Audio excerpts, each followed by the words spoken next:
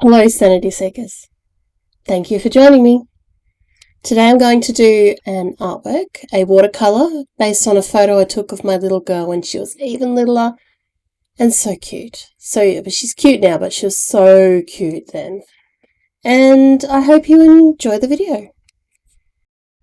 Of course, we need to start off with a canvas or paper, if that's what we're using. I have never used this particular canvas, like a watercolor canvas, before, and I was pretty stoked with the result. Really happy. As you can see, that's the photo of my beautiful little girl, and that's what I'm going to base my artwork off. I think it's a beautiful thing to honour your memories in the past with artworks. Even if it's just in a diary or sketchbook or anything, I think it's a really beautiful thing to do. So I'm going to start off with just a basic sketch to figure out where everything's going to go. I don't want to get too detailed because you won't see it. It's just to help me do what I want to do. And I'll wet the area that I want to start laying some colour onto, which in this case is the face and the neck and the hands. I'll start off with a yellowish brown base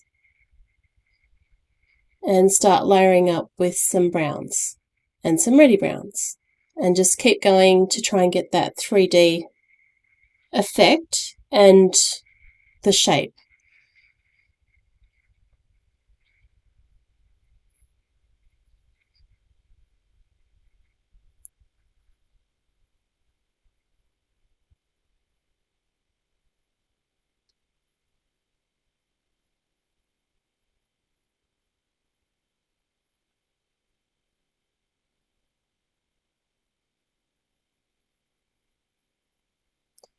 With this canvas, I found that you can really pull your colours around a lot more than what you can with the usual watercolour paper. It's very forgiving and very strong. I tend to get a little bit heavy with the water and watercolour, and watercolour is not my forte. I'm more of an acrylic artist. But I do want to do a little bit more of it. I do want to play around more with how it flows and what I can and can't do, because I don't know, I haven't experimented enough with it yet. In the photo, my little girl is wearing a crochet suit, a crochet like overalls. Super adorable. I really want to get that texture and all the vibrant colours in there. And I'll keep working on that throughout the video, and then I will tone it down as well so it's not the main feature. We need her cute little face to be the main feature.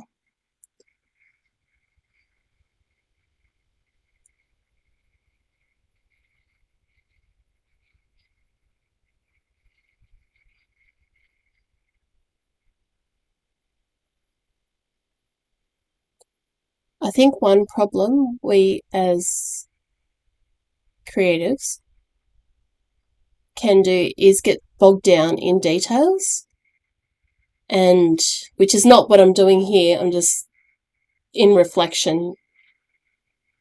People do tend to try and do like dot for dot, line for line, exactly the picture that they're trying to copy or the photo they're referring to. And as one of my lecturers once said, that if you want it to look exact, go take a photo. This is not what art is for. I'm pulling off some of the paint with a tissue while it's still damp. All of this artwork was done, but none of it completely dried in between. It's all done in one hit.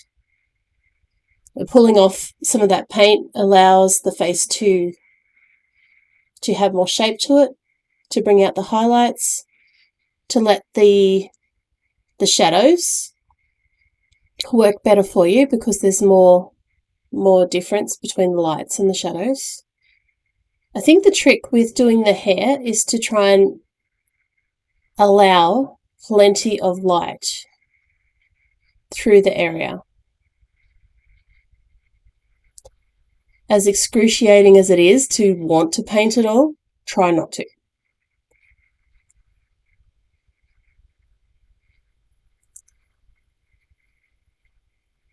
I haven't put a lot of colour in the hair. I've really only got the white from the paper underneath, that light ochre colour for the blondes, and then just done a tiny bit of shadowing in there.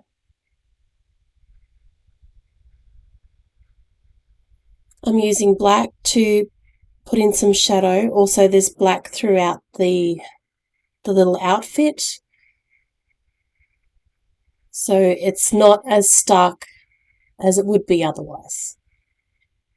And again, I'm pulling off a little bit so it's not so harsh. And I've got a beautiful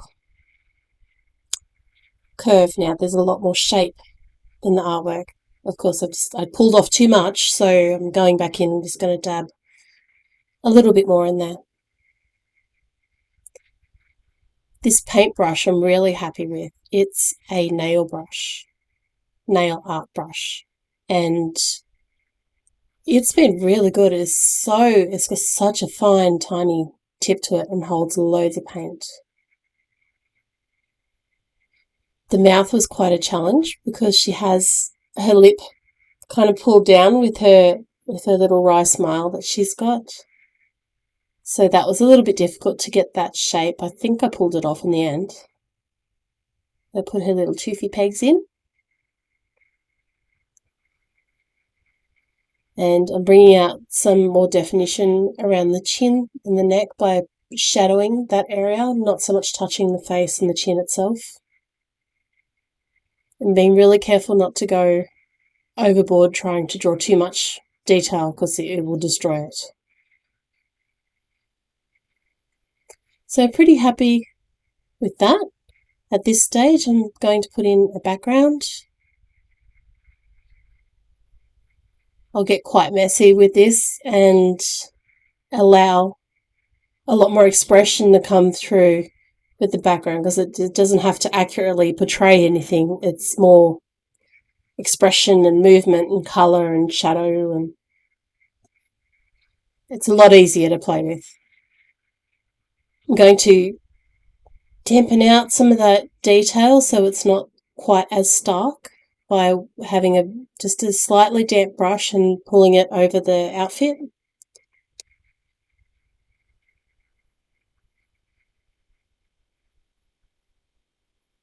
And again, just pulling off anything where I don't want it. I'm going to bring out a bit more shape, a bit more shadow, a bit more depth.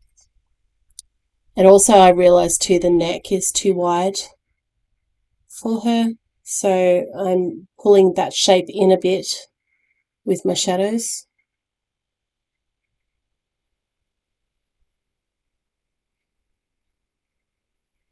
Not sure if I said shadow in a bit with shadows or shape in with shadows just then. I guess I'll have to look back and find out. I pulled out my highlight again with the tissue. And the shape of that face is pretty cute, and she's got her chubby cheeks, and it's a real smile. By pulling the black into the background, I'm bringing the subject, the little girl, forward.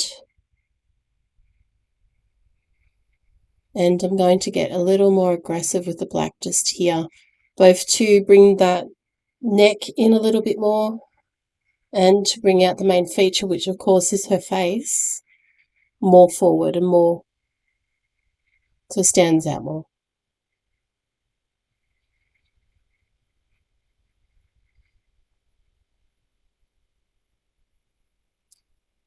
There's a term, wet on wet, which is where you use your wet brush onto a wet surface or paint that's already on there that is still wet. And that means that your paint will run more and will not keep the lines or the details that you may or may not want to do. If you do wet on dry, which is another term, then the details tend to stay there because it doesn't run with the water.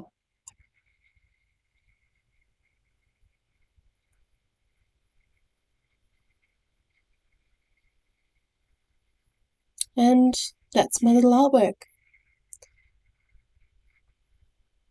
It's cute. I hope you enjoyed it.